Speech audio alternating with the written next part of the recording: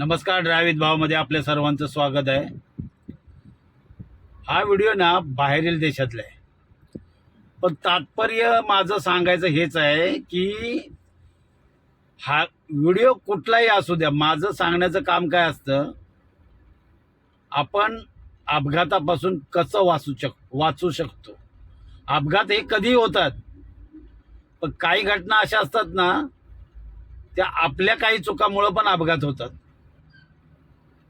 Video कुठल्याही देशातला असो, माझं सांगण्याचं तात्पर्य ते असतं.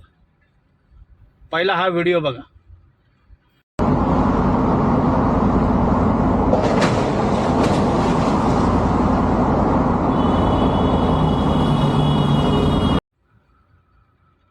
कुठल्याही रोडवर जर असो, ते एक्सप्रेस हायवे असो किंवा मोठा हायवे असो, आपल्यासारखा समृद्धी हायवे असो किंवा पुणे एक्सप्रेस हायवे असो, कुठल्याही हायवेवर तिथं मोठमोठे ना बोर्ड लिहिलेले असतात की एक्सप्रेसवेवर थांबू नये, पण सर्रास लोक गाड्या थांबवलेल्या असतात.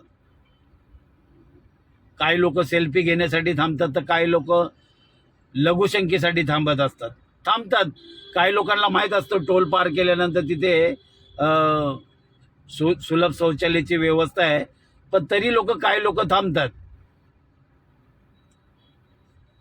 एक्सप्रेस हायवेवर टू व्हीलरला परमिशन नाही आहे, पण हा बाहेरील देशातला व्हिडिओ मी ह्यासाठी सांगतो, कुठल्याही हायवेवर ना तुम्ही असं थांबले ना, तुम्ही बरोबर चालवत जरी असेल ना, तर इतरांचा भरोसा नसतो.